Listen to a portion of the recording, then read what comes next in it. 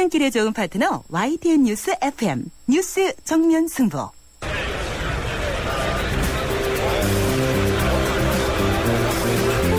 그들의 이야기가 아닌 우리, 진짜 우리들의 이야기를 들어봅니다. 시장에서 만난 오늘의 민심, 시장의 소리.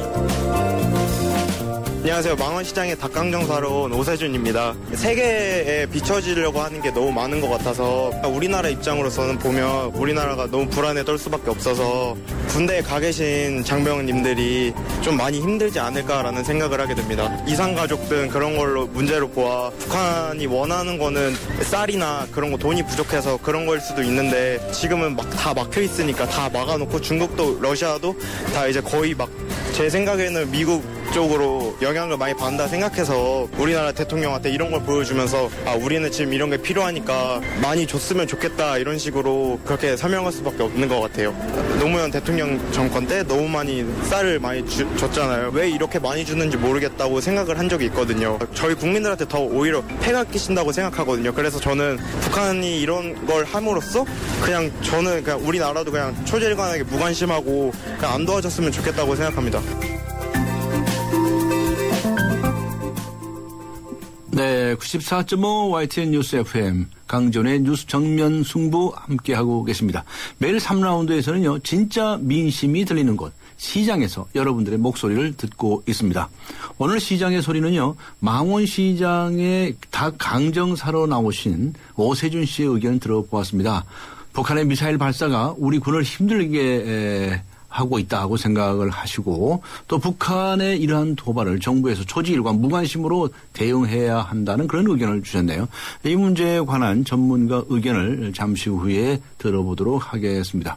그리고 오늘 청취자 여러분께 드리는 강전의 뉴스 정면 승부 yes or no 질문은요. 버스 공영제 필요한가요?입니다. 버스 공영제 필요한가요? 8289님께서는요. 예스라고 적어주셨습니다. 교통 약자를 위한 대책으로 버스 공영제는 꼭 필요하다고 생각합니다. 미흡한 부분은 점차 개선하면 된다고 생각해요. 라고 적어주셨고요. 1811님께서는 버스 공영제 노입니다. 라고 적어주셨습니다. 지금 시행하고 있는 무상급식이나 유치원 보육비 지원 등 지자체별로 자금 재정난이 허덕이고 있습니다. 제발 각 후보들은 당선되기 위한 무리한 공약은 이제 그만두세요. 라고 적어주셨네요. 다른 분들의 의견도 궁금합니다. 많이 보내주시기 바랍니다. 짧은 문자 50원, 긴 문자 100원의 유료 문자입니다. 우물정 0945. 우물정 0945번으로 보내주시고요. YTN 라디오 앱 예스로 듣고 계신 분도 계시죠. 예스 게시판에 글을 남기셔도 좋습니다. 추첨해서 소정의 선물을 준비하도록 하겠습니다. 잠시 후 3부 들어가겠습니다. 연아가 알려주는 좋은 물의 조건. 물 드실 땐 꼭 수원지를 확인하세요. 저는 지하 180m 천연 안만수와 드넓은 구규림이 있는 해발 680m 강원도 평창을 꼭 확인해요. 깨끗해. 강원 평창수, 평창 동계올림픽 공식 먹는 샘물.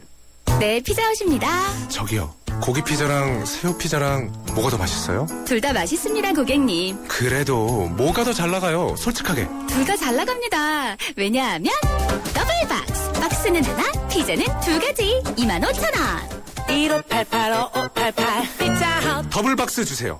2014년 하이마트 첫 전국 동시에 세일. TV 냉장고 에어컨 기획특가에 최고 200만원 캐시백과 최고 24개월 카드 혜택까지 이사 혼수 고객에게 특별 사은품도 드립니다. 2월 28일부터 3월 23일 기회는 이번 주말까지. 자세한 사항은 매장에 문의하세요. 전자제품 살 때 하이마트로 가요.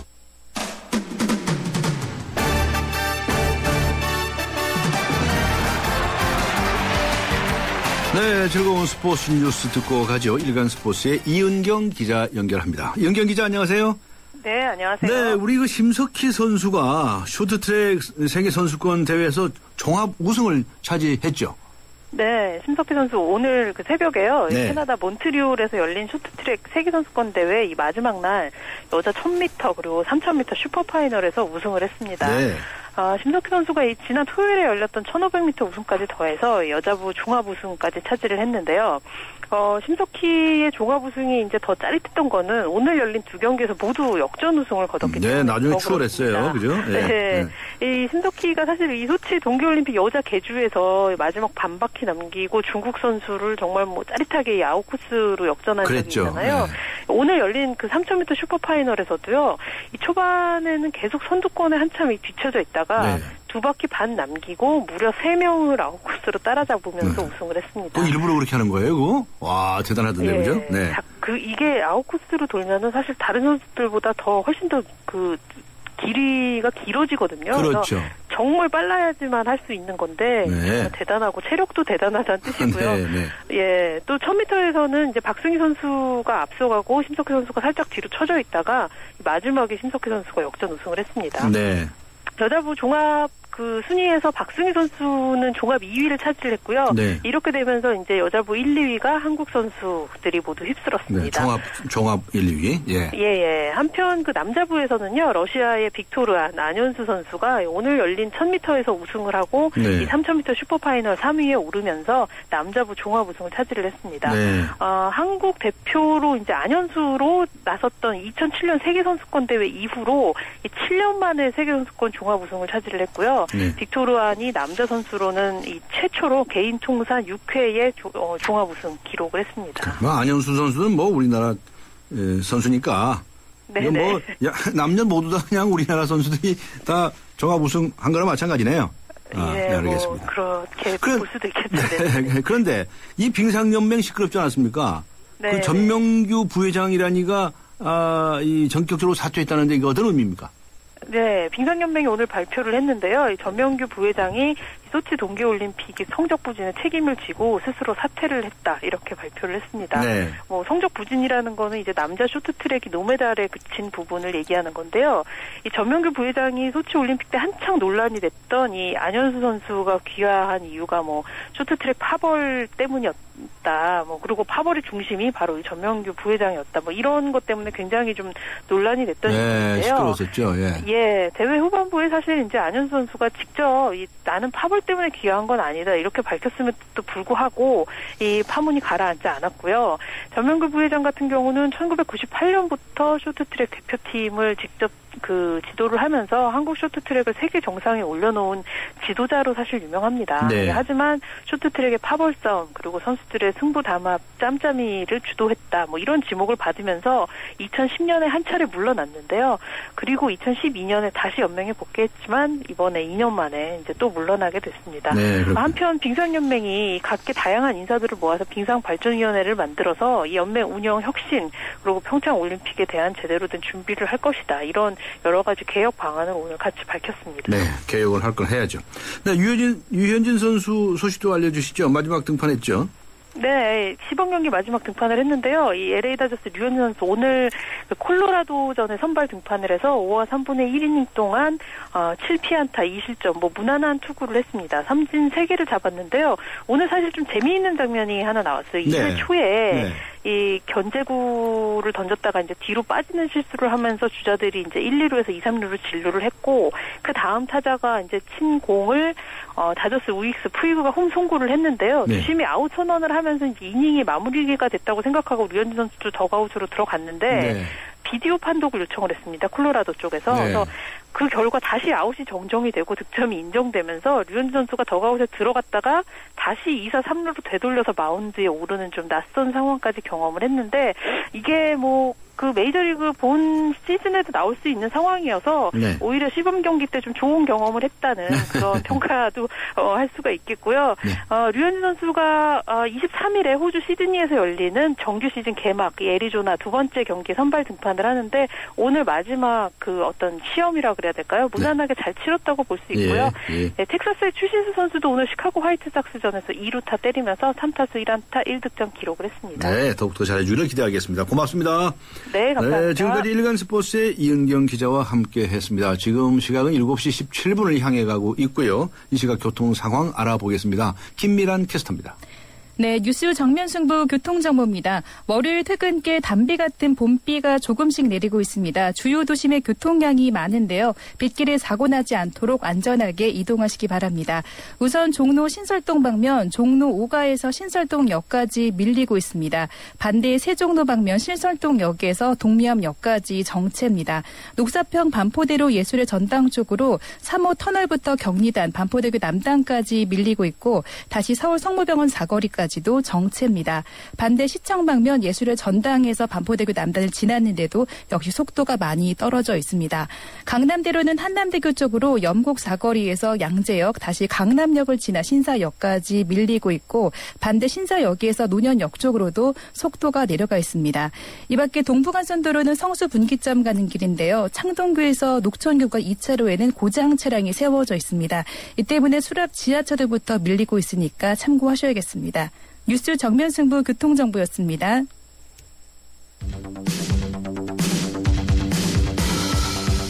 퇴근길을 함께하는 냉철하고 따뜻한 뉴스 정면 승부.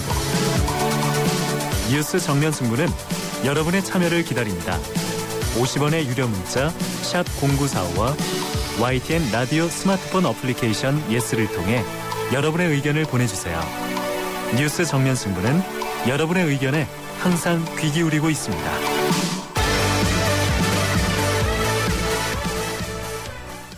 뉴스 정면 승부 3라운드 정면 인터뷰로 함께합니다. 어제 오후 북한이 3차례에 걸쳐서 동해상으로 단거리 미사일을 25번이나 발사했습니다. 북한의 미사일 발사에는 어떤 의도가 담겨져 있는 것인지 자세히 알아보도록 하죠. 자주국방 네트워크의 신인균 대표 전화로 연결하겠습니다. 신인균 대표, 안녕하세요. 네. 먼저 이 북한이 어제 하루 동안에 25번이나 되는 미사일을 쏘지 않았습니까? 이게 예전에 없던 일이라고 하는데 이게 분량이 좀 많은 거죠?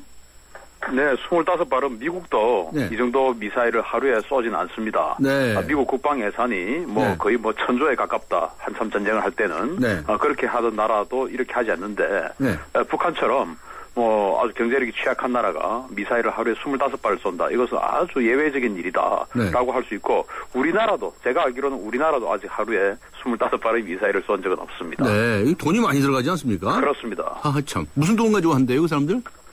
그러게 말입니다. 그게 참 미스터리입니다. 돈도 없을 텐데 꽃간 다 비어갔는데 말이죠. 예. 근데 어제 발사한 미사일이 어떤 것인지 그것부터 설명을 좀 해주시겠습니까? 네, 프로그 미사일이라고 하는데요. 소련에서 1950년대에 개발을 해서 김일성이 당시 이제 소련에다가 요청을 했죠. 주한미군이 강력한 미사일들을 가지고 있으니까 우리도 핵 미사일 좀 배치해달라. 이렇게 했더니 소련이 그걸 거부를 하고 이제 이 프로그 미사일을 배치를 해줬어요. 근데 이제 이 프로그 미사일에 핵을 탑재하지는 않고 원래 핵을 탑재할 수 있는데 탑재하지 않고 북한이 생화학탄을 한 5,000톤 정도 가지고 있지 않습니까? 그 생화학탄을 탑재할 수 있는 용도로 이 프로그 미사일을 수량은 미상입니다. 아직 알 수 없고 약간 프로그 미사일을 대량으로 배치를 해줬는데 이게 이제 사정거리가 최대 70km입니다. 70km. 네.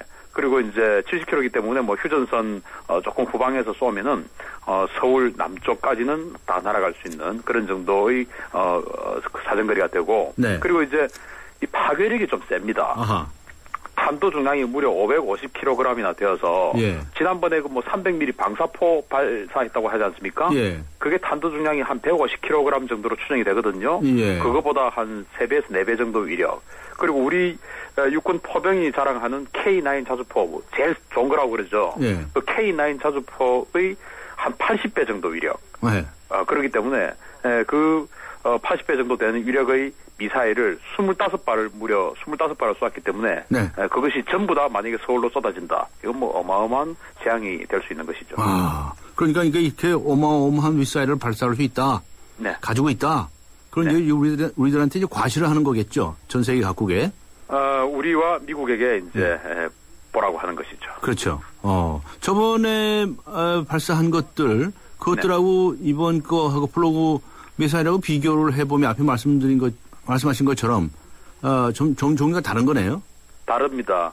지난번에 작년 2월 이번 2월 27일도 했고, 또 2월 21일도 했고, 3월 4일도 했고, 그런데 이제 스커드 미사일을 쏘기도 하고, 예. 또 이제 300mm 방사포를 쏘기도 했습니다. 예. 스커드 미사일도 두 종류를 쐈죠. 스커드 C형이 있는데, 그 스커드 C형이 이제, 사정거리가, 스커드 B형을 쐈네요. 처음에는 사정거리 300km짜리를 쏘았는데, 그게 이제 한 220km를 날아갔고요. 네. 그 다음에 이제 저녁에 스커드 D형 또는 스커드 ER형이라고 그러는데, 이게 이제 한 550km 정도를 날아갔어요. 이게 최대 사정거리 한 700km 되는 그런 미사일입니다. 네. 그리고 이제 300mm 방사포를 또 하루에 여러 번 쏘았지 않습니까? 예. 그날 아침에는 또 240mm 방사포를 3발을 쏘았는데 네. 이게 이제 서울 불바다 이야기할 때마다 서울 북쪽에 갱도 진지를 파놓고 거기 한 340여 문의 갱도포를 넣어놓고 꺼내서 서울을 쏘고 다시 들어가는 뭐 그런 거 하지 않습니까? 네. 그게 바로 240mm 방사포입니다. 네. 그걸 아침에 3발을 쏘았고 그날 저녁에는 4발인가? 네 발의 300mm 방사포를 쐈는데 이게 사정거리가 무려 200km 정도 됩니다. 네. 그러면은 이건 미사일도 아니고 그냥 포예요, 포. 예. 연평도 포격 도발했던 그런 포입니다. 예. 이게 무려 200km를 날아오기 때문에 네. 우리 한국에 있는 대부분의 공군 전투비행단 기지들이 네. 전부 타격권에 들어가게 된다. 그래서 그때 이제 300mm 방사포를 쏜 이유는 제가 봤을 때 미국과 한국에게 핵 자꾸 그러는데 우리 핵 없어도 이 재래식 무기를 가지고도 한국을 충분히 제압할 수 있다라는 그런 과시를 한 것이 아닌가 보고 오늘은 이제 프로그 미사일을 25발을 어제 쐈죠. 네. 금년에 들어와서 쏘기 전까지는 그럼 몰랐나요?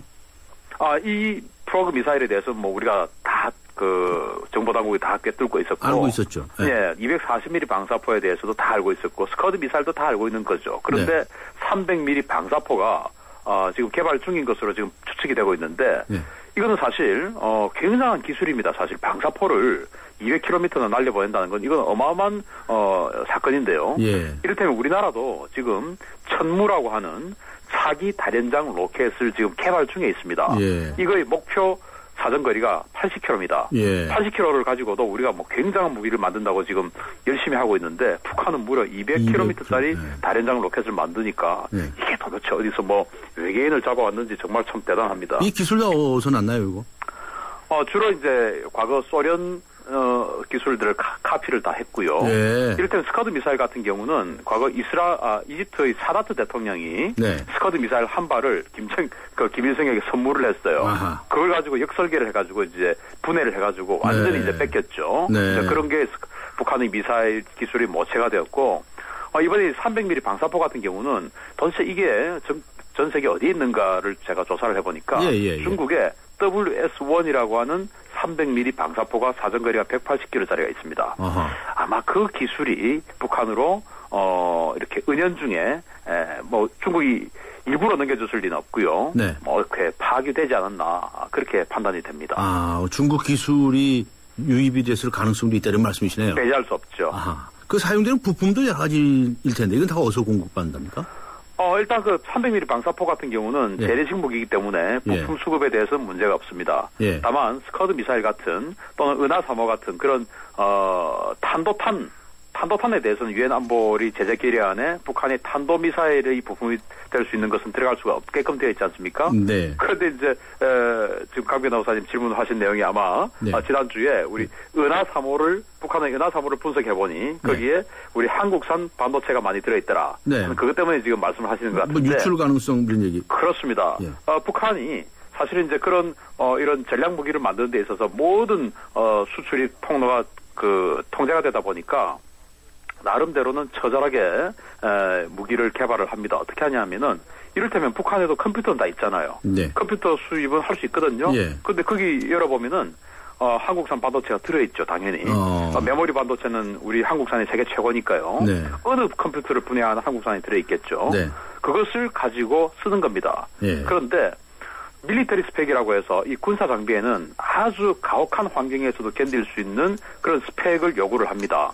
이를테면 뭐 영하 40도에서도 작동이 되고 또는 80도 온도에서도 작동이 되고 뭐 이런 정도로 아주 가혹한 또 진동에도 견딜 수 있고 이렇게 가혹한 조건을 부여를 하는데 상용 부품은 그렇지 않죠. 네. 그래서 북한 위험 부담을 감수하고 그런 상용 부품을 가지고 이 군사 장비를 만들고 있는 것입니다. 네, 북한으로 유입되는 그 IT 제품들이 이 사람들이 베껴가지고 또 무기 개발로 또 활용하고 그럴 가능성이 있네요. 네, 그럴 가능성은 있죠. 네. 저 핵실험 가능성은 또 어떻게 봅니까? 지금 계속 아주 도발적인 행동들을 하는데 말이죠. 지금 이제 지난주에 미국 육군 참모총장이 북한의 전쟁설에 대해서 우려를 나타냈지 않습니까? 예. 그랬더니 북한이 핵 억제력을 강화시켜 나가겠다라고 했죠. 네. 핵 억제력이라는 것은 핵으로서 억제하는 것이 가장 효과적이라고 뭐 국제정치학자들이 다 이야기하지 않습니까? 예. 그렇듯이 결국 핵 능력을 강화하겠다라는 그런 선언이거든요. 네. 와중에서 이번 프로그 미사일 25발 발사한 것도 아마 그 일환이라고 보고요. 네. 그리고 이제 이런 것들이 계속, 우리 국방부에서도, 북한의 도발이 계속 이어질 것이다라고 지금 예상을 하던데요. 이런 것들이 계속 이제 어떤 사정거리들을 점점 늘려서 노동 미사일이 사정거리가 1200km인데 네. 그 노동 미사일을 발사하는 어떤 시점이 올 것으로 봅니다. 네. 그러면은 그것이 핵실험의 전조다 이렇게 볼 수 있는데요. 네. 왜냐하면 많은 전문가들이 북한이 가지고 있는 여러 버전의 미사일 중에서 노동 미사일이 핵을 탑재할 확률이 가장 높다라고 예. 분석을 합니다. 예. 왜냐하면 이게 가장 크거든요. 예. 가장 무거운 것은 1톤 정도를 탑재를 할 수가 있기 때문에 예. 북한이 소형화, 경량화 하는 핵을 만든다 하더라도 1톤 이하로는 당분간 힘들다라고 판단하면 결국 노동 미사일 아니겠냐라고 네. 생각하거든요. 네. 이 노동 미사일이 일본 전역이 타격권에 들어갑니다. 예. 그러면 이제 일본과 한국이 미국의 핵심 동맹이기 때문에 네. 미국 입장에서는 일본 전역이 타격권에 들어가는 것은 굉장히 우려스러운 일이죠. 네. 그러면은 이제 북한이 1, 2, 3, 4 핵실험 모두 다 의미 있는 미사일 발사 실험 후에 한 달 반에서 석 달 이내는 반드시 핵실험을 했습니다. 네. 그래서 우리 국방부에서도 뭐 핵실험 준비는 다 갖춰져 있다라고 여러 번 이야기하고 있습니다만은 그렇듯이 북한의 4차 핵실험도 아마 멀지않았다. 저는 그렇게 봅니다. 네. 그렇다면은 그쪽에서는 뭐 할 수 있는 작전들 다 쓰고 앉아 있는데 말이죠. 이거 또 미국에서도 뭐 전쟁 가능성에 관해서도 언급을 하고 말이죠. 이런 상황에서 우리나라에서 방어 능력이 있습니까? 없습니다. 없어요? 네, 전혀 없습니다. 전혀 없어요? 예, 그게 정말 안타깝고요. 어떻게 해야 됩니까? 갖춰야 되는데 지난주에 한숨을 쉬시네요, 갑자기. 네, 제가 생각만 하면 한숨이 나와서 그렇습니다. 아, 그렇습니까? 예. 지난주에 이제 우리 방추위에서 방위사업 추진위원회에서 결정을 한 것이 팩2 미사일을 팩3로 업그레이드 하겠다. 그래서 KAMD 즉 한국형 미사일 방어 시스템을 구축하겠다라고 했거든요. 예. 그게 뭐냐면 패트리어트 3 미사일을 배치를 해서 북한의 핵미사일을 막아내겠다는 것입니다. 네. 그런데 우리 국민들께서 잘 아셔야 될 것이 패트리어트 3 미사일 하면은 우리나라 다 막아주느냐 이렇게 착각하고 계시는데 천만의 말씀입니다. 천만의 말씀이다. 이게 8개 포대가 있는데요. 사정거리가 20km입니다. 그러면은 8개 포대 어디 있냐면은 다 공군 전투비행단에 있습니다. 그러면은 공군 전투기 때문에 평소에 스트레스 받는 소음 때문에 스트레스 받는 사람들 있지 않았습니까? 그분들 제외하고는 패트리어트 3 미사일의 혜택을 하나도 못 받습니다. 그러면은 국민 90% 이상이 북한의 핵에 무방비로 노출이 된다라는 것인데 우리 국방부는 아직도 여기에 대한 명확한 대책이 없고 또 300mm 방사포에 대해서는 뭐 전혀 계획조차도 없습니다. 네. 그럼 어떡하냐고요? 그래서 그것도 300mm 방사포도 그 막을 수 있는 무기 체계가 전 세계 한 서너 개 정도 나와 있습니다. 우리 국방부가 빨리 계획을 세워서 공군 비행장을 지킬 수 있는 방사포로부터 지킬 수 있는 무기 도입을 해야죠. 다른 이제 국방 예산인데 뭐 요즘 뭐 복지 예산이 너무 많이 들어가니까 가능하겠냐라는 의심은 사실 듭니다. 네, 빨리 이제 국방 예산을 확보를 해서 대책을 세워라 이 말씀이시네요. 그렇습니다. 네, 알겠습니다. 오늘 여기까지 듣도록 하겠습니다. 감사합니다. 네, 수고하셨습니다. 지금까지 자주국방 네트워크의 신인균 대표와 함께했습니다. 자동차를 포장하는 모든 형용사와 감탄사를 빼고 나면 남는 단 4개의 동사. 자동차의 본질은 결국 이 4가지. 본질로부터 소나타. 3월 24일. New thinking, new possibilities. 현대자동차. 난 기다렸지 프로 설레는 맘으로 빛나지 이대로 멋지지 그대로 그 세상 속엔 나로 난 앞으로지 프로 라랄라라 세상의 프로가 되다. LG G 프로2 봄! 여행 떠나고 싶은 봄! 레저를 즐기고 싶은 봄! 새로운 코란도 트리스모를 만나는 봄! 코란도 트리스모 9인승 탄생! 올 봄에도 다 함께 즐겁게! Recreation Base Camp, Grando Turismo. 고속도로 버스 전용차로 주행 가능. 네, 94.5 YTN 뉴스 FM 강전의 정면 승부가 여러분께 예스와 노 질문을 드렸었죠. 버스 공영제 필요한가요? 라는 질문이었는데요. 여러분들께서 답변을 주시고 계십니다. 3055님께서는요. 찬성입니다. 예스라고 적어주셨고요. 경기 지역 버스기사 대부분이 과도한 근로시간에 힘들어하고 있습니다. 라고 적어주셨습니다. 3471님께서는 노라고 적어주시고요. 버스 공영제는 택도 없는 소리라고 생각합니다. 라고 적어주셨네요. 거기에 지원할 돈이 있다면 택시를 대중교통으로 해주시는 건 어떨지라는 의견을 보내주셨습니다. 짧은 문자 50원, 긴 문자 100원의 유료 문자입니다. 우물정 0945, 우물정 0945번으로 의견 보내주시고요. YTN 라디오 애플리케이션 예스로 듣고 계신 분들께서는 게시판에 의견을 남겨주셔도 됩니다. 의견을 남겨주신 분들 중에서 추첨을 해서 세계 지성인의 필독지 월간 르몽드 디플로마티크 3개월 구독권 그리고 맥스무비 영화 예매권을 드리도록 하겠습니다. 잠시 후 4부에서 뵙겠습니다. 서양 고전음악을 완성시킨 천재 작곡가 악성 베토벤. 그의 음악적 잠재력을 일깨워준 사람은 스승인 크리스티안 네페 선생님이었습니다. 네페 선생님은 지루한 이론과 반복적인 연습을 강요하지 않았습니다.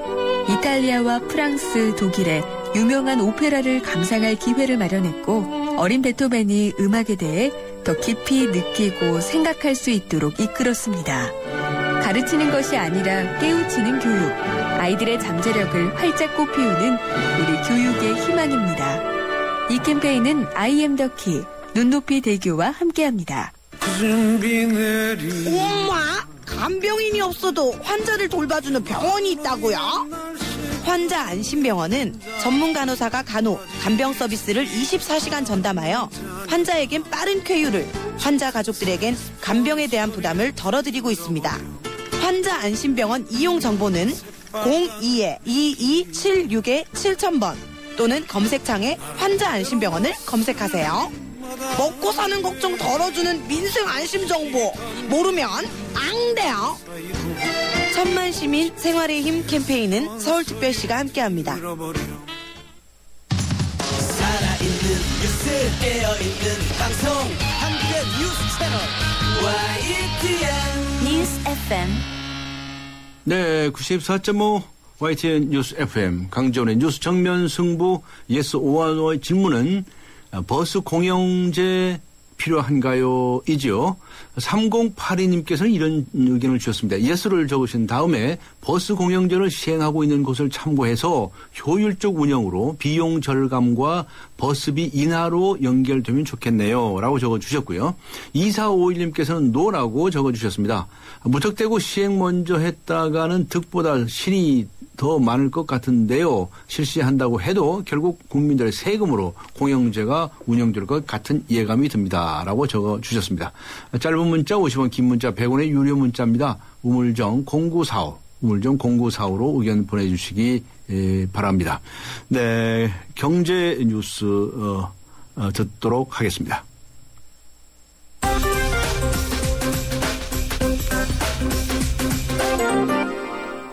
네, 경제 뉴스입니다. 머니투데이의 김태훈 기자 연결합니다. 김태훈 기자 안녕하세요. 네, 안녕하세요. 네, 중국 금융시장에 대한 불안감이 커지고 있지 않습니까? 네, 네. 중국 위안화 변동폭을 확대한 첫날 위안화 가치가 크게 떨어졌군요. 네, 중국 중앙은행인 인민은행이 지난 주말에 2년 만에 환율 변동성을 1%에서 2%로 조정을 했습니다. 오늘 그 첫날 적용이 됐는데요. 상하이 외환시장에서 거래된 위안화 환율이 3월 들어서 가장 낮은 수준을 기록했습니다.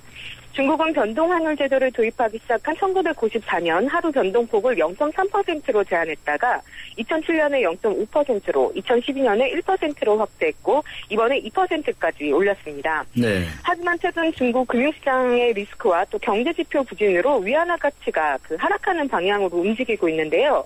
환율 변동폭까지 커지면서 위안화 시장에 대한 불안감이 더욱 높아진다는 우려가 나오고 있습니다. 네, 증권사에 돈을 맡겼는데요. 증권사 직원이 이것을 아주 멋대로 매매해가지고 손실이 끼쳤다면 이거 어떻게 해야 되나요? 투자자 손해의 70% 이상을 배상해야 한다. 이런 결정이 나왔나요? 네, 한국거래소시장감시위원회가 최근 증권사 직원의 임의 매매와 과도한 회전 매매 관련 분쟁 조정 사건에 대해서 네. 증권사가 투자자 손해의 70% 이상을 배상토록 결정 권고했습니다. 네. 원래 증권 투자는 그 투자자 자신의 판단과 책임에 따라서 투자하는 것을 원칙으로 삼기 때문에 70% 이상 배상하라는 판결은 굉장히 높은 그 배상을 요구한 건데요. 네. 증권 주식 투자에 문외한인 투자자에게 과다한 매매를 주장해서 수수료 이익을 취하고 또 단기간에 큰 손실을 발생시킨 증권사의 책임을 보다 엄격하게 묻겠다는 그런 취지로 해석이 됩니다. 그렇군요. 앞으로 이 의료 목적이 아닌 운동 레저 목적의 심박수계와 맥박수계는 의료기에서 제외된다면서요. 간단히 소개해 주시겠습니까? 네, 삼성전자가 최근에 스마트폰 신제품 갤럭시 S5에 심박 센서를 장착해서 이것을 의료기기로 봐야 하는지 의견이 분분했는데요. 네. 식품의약품안전처가 규정을 변경을 해서 이런 논란을 정리했습니다. 기존에는 심박수와 맥박수를 표시하는 제품은 용도와 관계없이 의료기기로 관리했지만 앞으로는 운동용과 레저의 경우에는 따로 의료기기 허가를 받을 필요가 없도록 규정을 바꿨습니다. 네, 알겠습니다. 수고하셨습니다. 감사합니다. 네, 감사합니다. 지금까지 머니투데이의 김태훈 기자와 함께 했습니다. 강지원 변호사와 함께하는 유쾌한 수다 한판. 우리를 바꾸는 수다.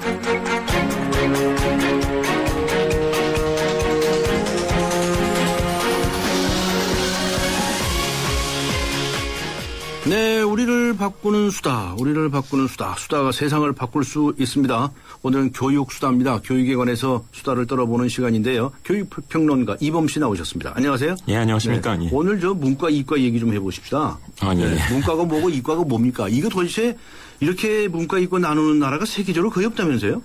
일본만 이렇죠. 예. 일본하고 우리나라네요. 예, 그래서 정확히 일제 잔재인데요. 예. 유럽 각국들을 보면 계열을 문과 이렇게 이과 이렇게 크게 나누는 게 아니고요. 네. 더 잘게 나눕니다. 더 잘게 어떻게 예, 나눠요? 한 대여섯 개 정도로 나눕니다. 네. 이를테면 문과도 문과를 이렇게 하나로 있는 게 아니고요. 네. 어문계열, 사회계열 뭐 네. 이런 식으로 이제 나누고요. 네. 이과도 이제 잘게 나누고 해서 스웨덴이나 이제 독일이나 이런 교육 과정들을 보면 되게 대여섯 개 정도로 프랑스도 그렇고요. 나누고 있죠. 네. 그리고 이제 미국이나 영국은 아예 그 계열을 나누질 않습니다. 영미는 바로 아예 없던가요? 아예 그냥 문과, 이과 그런 구분 자체를 아예 안 하죠. 계열도 나누질 않고요. 예. 네. 근데 우리는 왜 이렇게 나누는 거예요? 일제 잔재입니까? 그렇습니다. 일본도 아직까지 이렇게 나누고 있습니다. 네. 예. 근데 우리는 지금까지도 이렇게 하고 있습니까? 글쎄 말입니다. 제가 보기엔 이제 이게 이제 관성이 계속 가는 이유가 네. 이걸 바꾸려면 교육과정 바꿔야 되고요. 네. 수능도 바꿔야 되고요. 네. 대학에서 뽑는 그 대입 전형도 바꿔야 돼요. 네. 그러니까 교육과정, 수능, 대입 전형 세 가지를 통째로 바꿔야 되는데 네. 이거를 통째로 바꿀 수 있는 그런 어떤 리더십이 우리나라 교육계에 여태까지 없었던 것 같습니다. 아니 바꿔서 좋은 일이라고 하면 바꿔야죠. 그렇죠? 당연히 바꾸는데 그렇죠. 예. 아직까지 바꿀 필요가 없다고 생각하는 모양이죠. 그 높으신 분들이 안 그래요? 그렇죠. 높으신 분들은 문과, 이과 나누는 데는 익숙해져 왔었고요. 네. 그리고 근데 현장에서 보면 사실 이제 이게 좀 불합리하다는 느낌이 많이 드는 게. 불합리합니까? 그렇죠. 예. 이를테면 요즘 수학과, 네. 그 교회 상위권 대학의 수학과 나온 학생들 중에서 졸업자 중에서 어느 분야에 제일 많이 진출하는지 아십니까? 수학과 학생들이요? 예. 어느 수학과 학생들이 무슨 이공계 이과 아닙니까? 제일 많이 진출하는 업종이요. 네. 금융업입니다. 금융? 예. 원래 금융에 수학이 필요해요. 그렇죠. 그리고 예를 들어서 지금 통계학 전공을 보면요. 네. 통계학이 그 대학이 이과 쪽 학과로 가 있는 학교도 있지만 네. 문과 쪽 학과로 가 있는 대학도 지금 상당히 많습니다. 근데 조금 전에 저한테 질문하셨지만 지금 금융계다라고 하면 그 문과 쪽인 것 같은 느낌을 받는 거죠. 그렇죠. 예, 그래서 지금 질문하신 거죠. 수학은 이과인데 그 금융계로 갔다면 문과 쪽으로 간 것 같다는 생각이 든다는 거죠. 근데 사실은 금융에서는 수학 정말 필요해요. 그렇죠. 이제 한 80년대, 90년대 이후에 이제 미국 월스트리트 중심으로 해서 이제 그 수학을 전공한 사람들, 심지어 물리학 전공한 이런 사람들을 이제 이용해서 금융 상품들을 새로 개발하기 시작하고 그게 이제 전 세계적으로 퍼져서 우리나라도 그렇게 된 거거든요. 그렇죠. 그리고 사실 심리학이나 지리학이나 이런 것들 이게 문과인지 이과인지 구분하는 게 사실 무의미한 거죠. 그런 겁니까? 그 예를 들어서 심리학 같은 경우 보면 거의 자연과학이죠. 문과 같은데. 아니, 심리학 거의 자연과학입니다. 근데 아주 자연과학 쪽이단 말이죠. 예. 조사를 많이 하니까. 연구하는 방법론이나 이제 이런 것들을 보면요. 거의 자연과학이라고 봐야 됩니다. 사람을 상대해서 실험을 하고. 대상이 사람이다 뿐이지. 사실은. 그런 거예요? 사용하는 방법은 사실은 거의 자연과학이죠. 그렇다고 그러더라고요. 저희 딸아이도 심리학을 공부한 아이가 있는데요. 그렇습니다. 근데 그거 진짜 이과 같대요. 이과 같아요. 그렇죠. 예. 그리고 경제학 전공하려면 요즘 거의 뭐 수학을 웬만한 이공계 학생만큼도 공부를 해야 됩니다. 그러니까 사실 이런 구분 자체가 이제 별 무의미한 거죠. 수학이라는 것은 사실은 문과, 이과 이렇게 나눌 게 아니고 모든 분야에 있어서 필수적인 것 같아요. 뭐 모든까지는 아니지만 그래도 굉장히 가계로 하더라도 동계산이라도 잘 되는 거 물론 그건 맞습니다. 맞습니까? 제가 수학을 잘 못했단 말이에요. 지금도 잘 못하는 것 같아요. 수학 못하신 분이 어떻게 서울대 정치학과에 나오셨습니까? 아니 글쎄 그게 어떻게 들어간지 저도 불가사의한 일이에요. 그런데 생각해 보세요. 지금 이 문과, 이과 나누는 게 불필요한 것이다. 그러면 잘못해온 것이다. 일제 잔재 이런 말씀하시는 거 아니에요. 그 이유를 좀 설명하신다면 어떻게 설명하시겠어요? 그러니까 사실 그 문과 이과뿐만 아니고요. 우리나라 그 학교 제도 중에서 일본에 의해서 남겨진 제도를 그대로 유지하는 거 아직까지 무지하게 많습니다. 그렇다면 초등교육은 교대 나온 사람들이 하죠. 중고등학교 교육은 사범대 나온 사람들이 하죠. 자, 이거 어느 나라 제도입니까? 그것도 잘못된 겁니까? 이것도 일본 제도입니다. 우리 옛날에 그 초등학교를 국민학교라고 있었어요. 국민학교. 그렇죠. 저희는 국민학교 시절에 학교 나온 사람들인데. 근데 지금은 사정이 다르지 않습니까? 중학교까지가 의무교육이잖아요. 지금. 전 세계적으로 중학교까지가 의무교육입니다. 대체적으로 그렇죠. 이제 9학년, 10학년, 11학년 식으로 그런 식으로 하죠. 뭐 그런 걸 포함해서 하여튼 뭐 일본이 남겨준 제도로 그대로 유지하는 게 많은데 뭐 합리적이라면 유지해야죠. 글쎄 제가 말씀드리고 싶은 게 이제 바꿔야 되는데. 일본 걸 유지했다고 해서 무조건 나쁘다 뭐 하기보다도 지금 뭔가 좀 나쁘기 때문에 지금 말씀하시는 거 아니겠어요? 어떤 점이 나쁜 점이 있습니까? 특히 요즘 이제 그 채용 트렌드의 변화를 보면요. 채용 트렌드. 우리나라 이제 대기업에서 이제 그 신입사원 이제 공채하는 걸 보면 문과 이과 비중이 지금 몇 대 몇인지 아십니까? 8대2라고 그러던데? 그렇죠. 문과가 30, 이과가 70 정도고요. 3대7. 특히 그 중에서도 가장 선호도가 높은 이제 삼성, 현대차, SK, LG 이렇게 4그룹 뽑아보면 20대 80입니다. 8대2. 그 이과를 훨씬 많이, 그러니까 이공계 출신을 훨씬 많이 뽑아요. 아니, 그런데 그 기사가 얼마 전에 나오지 않았습니까? 그렇죠. 그런데 이렇게 대기업 같은 데서 이렇게 이 이과생들을 많이 뽑으면 우리나라 학생들이 이과를 많이 가고 뭐 그래야 될 것 같은데 실제로 그런가요? 아직까지는 문과보다 적죠. 그럼 어떻게 된 거예요, 도대체? 사실 이과가 2000년대 초반에는요, 심지어 27%까지 떨어졌었어요. 고등학생 중에서 이제 이과를 선택한 학생 비율이. 그나마 지금 좀 올라가가지고 이제 한 40% 정도까지 됐는데요. 아직까지도 이제 문과보다 적습니다. 그러니까 이제 우리나라 경제 구조가 사실은 이제 좀 수출 중심 구조 아닙니까? 그리고 이제 제조업체가 많단 말이에요. 사실 우리나라 이제 경제 구조가 얼마나 희한하냐면, 경제의 대외전도라는 지표가 있습니다. 대외전도가 이제 국내 총생산 분의 수입 총액 더하기 수출 총액, 수입과 수출을 더해서 이제 분자에 대해서 집어넣고 이제 계산을 해보면요. 일본이 이게 25%밖에 안 됩니다. 우리나라는 100%가 넘어요. 그 정도로 우리나라 이제 경제 구조가 이제 수출 수입, 이런 거 이제 수출과 연관된 이제 업종이 많습니다. 그래서요. 그 제조업이 많단 말이에요. 그러니까 당연히 이제 필요한 인력 중에서도 이과 쪽 그 전공한 인력이 이제 많이 필요하는 거죠. 그리고 예전에는 이제 제조업체라 할지라도 이제 최고의 이제 경영진들은 문과 출신자들이 이제 이렇게 딱 점령하고 있는 경우가 많았는데 이게 이제 최근 한 10년 정도 사이에 굉장히 많이 바뀌었습니다. 그래서 그 작년에 조사한 것에 따르면 우리나라 이제 100대 기업 CEO 중에서 이공계 출신자가 무려 48%입니다. 거의 절반은 이공계 출신이에요. 그런 식으로 이제 경영진 측의 어떤 그 변화도 이제 눈에 띄게 일어나고 있고 그러다 보니까 이제 기업 입장에서도 이전처럼 이제 문과를 많이 뽑을 이유가 없다라고 보는 거고 뭐 그 기업의 어떤 순수한 필요에 의해서 이제 이과 출신자를 더 많이 뽑아야 된다. 이게 이제 굳어진 거죠. 그러니까 기업에서 이제 이과생들이 많이 필요하다는 거 아니겠어요? 그런데 앞에서 말씀하시면 우리나라 학생들은 뭐 저 바닥에서 이 헤매던 때도 있었어요. 아까 27%인 적이 있었다고 2002년에 그랬습니다. 이공계 기피 현상이 있다고 말씀을 해왔고 또 지금도 이공계 기피 현상이 있다고 다들 말하지 않습니까? 그러니까 이공계 기피는 이제 크게 두 가지로 나눠봐야 되는데요. 최상위권 학생들은 이제 이공계 안 가고 의대 가는 거. 이게 이제 97년 외환위기 이후에 이제 아주 엄청나게 심해졌죠. 그런 의미의 이제 이공계 기피가 있고요. 좀 더 이제 넓은 의미로 확장하면은 이제 이과로 안 가고 이제 문과로 쏠리는. 이런 현상을 이제 두 가지를 같이 얘기하는데요.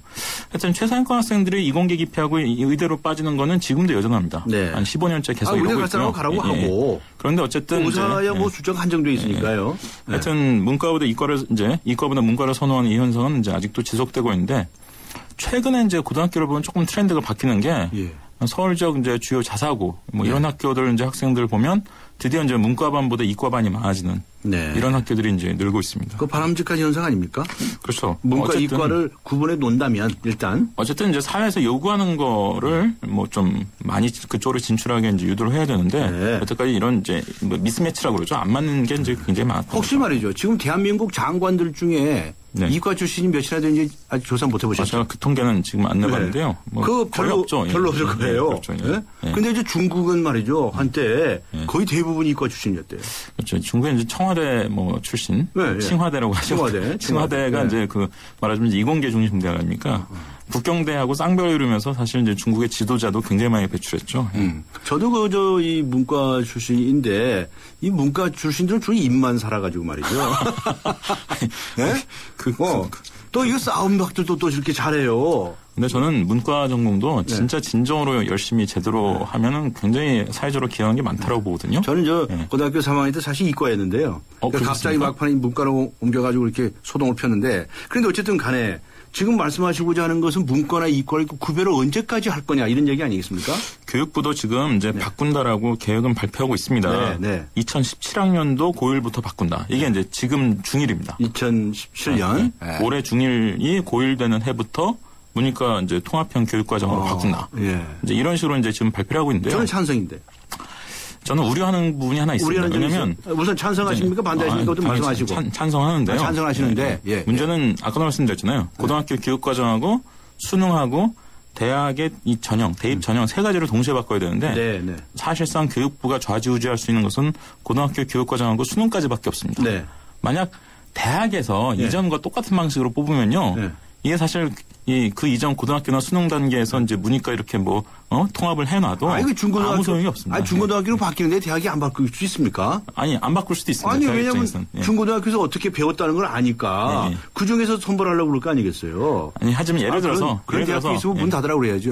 예를 들어서 어떤 대학에서 이공계 학과는 무조건 과학탐구를 몇 과목 해야 되고 인문사회계열 학과는 무조건 이제 사회탐구를 해야 된다. 막 이런 식으로 정해버리면 그러면 그 이전에 고등학교 교육과정이나 수능을 개편했던 게 무의미해지는 거죠. 그래서 아까도 말씀드렸지만 이걸 바꾸려면 고등학교 교육과정, 수능 그리고 이제 대입 전형 세 가지를 같이 아우를 수 있는 리더십이 나와야 되는데 과연 교육부가 그 문제까지 제대로 고민하고 있는지는 저는 약간 좀 의아한 부분이 있습니다. 그 중고등학교 바뀌면은 뭐 대학 전형도 좀 바뀔 거라고는 저는 그렇게 짐작이 되는데 그렇게 안 되는 경우가 많습니다. 그렇게 안 된다고 한다면 되도록 만들어야 되는데 리더십이 문제다.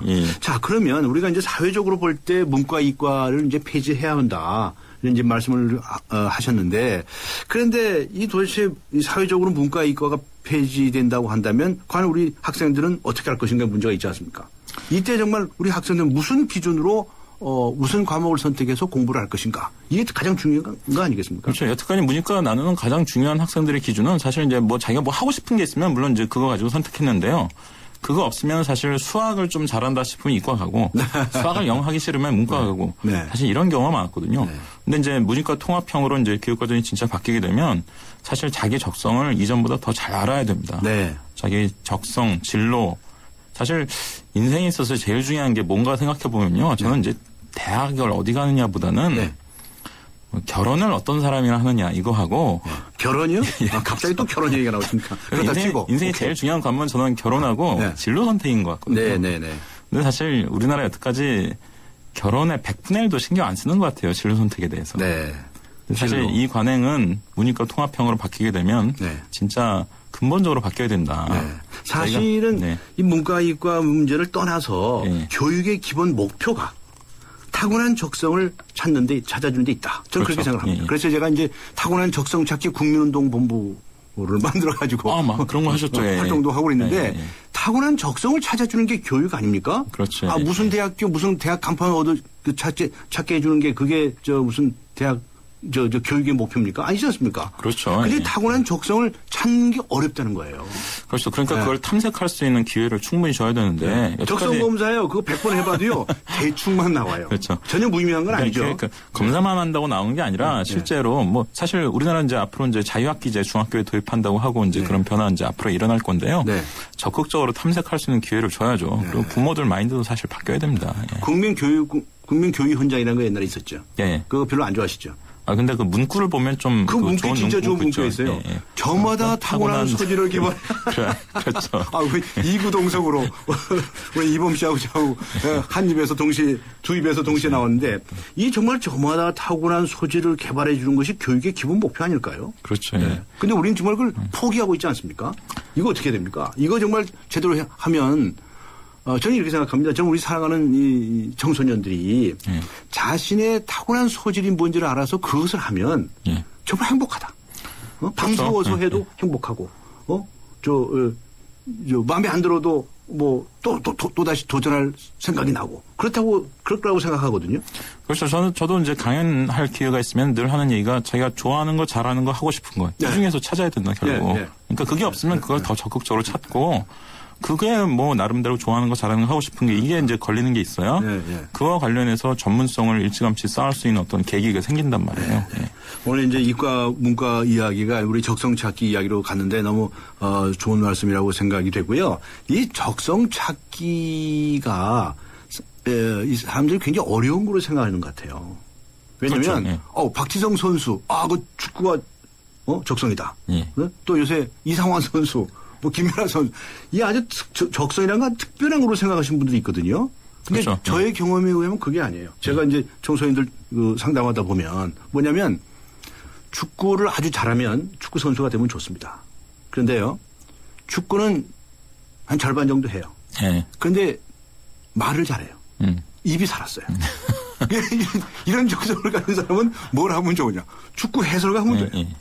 그렇지 않겠습니까? 그렇죠. 네. 그래서 저는 이 독특한 적성을 찾으려고 하지 마라. 삶이 모두 다르다. 이런 얘기를 많이 하거든요. 어떻게 생각하십니까? 진로 적성 컨설팅 하는 전문가분들이요. 흔히 하는 얘기가 이제 그 학생들의 어떤 그 기능이라는 것을 이제 영어로 이제 스킬이라고 하죠. 스킬 하나로 직업이 되는 경우는 드물다는 거죠. 그렇죠. 여러 가지 스킬들이 합쳐가지고 그 스킬 세트라고 이제 흔히 얘기하는데. 좀 유식하게 말하면 좀 짬뽕이에요. 그렇죠. 그러니까 자기가 이것도 잘하고 저것도 관심 있고 그것도 이제 뭔가 할 수 있을 때 그것이 세트가 될 때 뭔가 시너지가 나오면서 이제 어떤 자기 이제 진로와 관련된 길이 열리는 이런 것들을 우리가 이제 경험하게 되는 거죠. 저는 그래서 그런 경우에 우리 청소년들에게 그렇게 얘기합니다. 자신이 타고난 여러 가지 스킬들을 융합하라. 융합하라. 그러면 작품이 나온다. 그렇죠. 거기서 사실 자기 전문성이라는 것도 생기는 거고. 사실 저도 이제 교육평론가라는 이름으로 이제 활동을 하고 있습니다만 사실 이게 제가 이런저런 경력을 통해서 얻은 여러 가지 스킬들을 제가 융합해가지고 제가 만든 이름이거든요. 사실. 그렇죠. 제 직업을 제가 만든 건데 물론 다소 좀 자기가 만들면 저 직업이 되네요. 그렇죠. 좀 다소 극단적인 사례일지 모르겠습니다만 어쨌든 제일 중요한 건 기본적인 어떤 역량 더하기 어떤 전문성 아닙니까? 근데 우리나라 사람들은 여태까지 어떤 그냥 기본기를 따는 거. 그러니까 스펙 쌓느라고 이제 청년들이 막 늘 이렇게 노력하는 것도 그냥 어떤 기본기 쌓는 것만 생각하는 거죠. 사실 그것만 가지고 세상이 사라지는 게 아니거든요. 자기 전문성이 있어야 되는데 그 전문성이라는 것이 결국 자기의 어떤 적성이라든지 또는 자기가 하고자 하는 일이라든지 이런 것과 연관해서 쌓아야 되는데 다들 이제 기본기, 스펙 쌓는 거 이런 것들만 생각하고 있는 것이 참 쓸데없이 타는 거예요. 정말 자기 타고난 적성이 뭔지 발견하면 거기 그 안에 바로 전문성이 있지 않습니까? 그리고 이제 그 전문성이라는 것 이과 문과 얘기로 이제 다시 돌아가서 얘기해 보면 이과 전공한 사람이 문과를 좀 아우르는 것은 꽤 제가 많이 봤거든요. 이를테면 공대 전공하면서 경영학 부전공하는 사람들은 많이 있습니다. 근데 그 역은 어렵거든요. 사실. 그래서 저는 좀 문이과가 자기가 좀 애매하다 이런 학생들이 있으면요. 저는 꼭 이과를 그냥 하라고 그럽니다. 왜냐면 네가 이과 하다가 나중에 문과로 아우르는 건 가능한데 역은 어렵다. 그러니까 네가 진짜 애매하다고 생각하면 그냥 이과 가라고 좀 권유하는 편입니다. 오늘 이거 수다를 떨다 보니까 시간이 다 돼버렸네. 교육 수다. 우리가 수다로 세상을 바꿉니다. 우리를 바꿔 나가야 한다고 생각이 듭니다. 오늘 수고하셨습니다. 고맙습니다. 감사합니다. 지금까지 교육평론가 이범 씨와 함께 했습니다.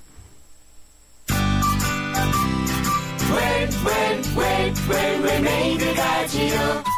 멋진 옷이 필요할 땐 웰메이드 가지요. 즐거운 곳 즐거운 옷 국민의 옷집으로 웰메이드 가지요. 국민의 옷집 웰메이드.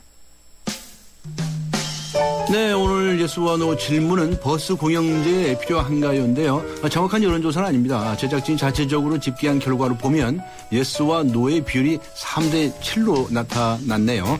의견 보내주신 분 중에서 휴대전화 번호 뒷자리가 3973번 이분께 제작진에서 따로 연락을 드려서 선물을 보내드리도록 하겠습니다. 오늘 강전의 뉴스 정면 승부 여기서 마치겠습니다. 감사합니다.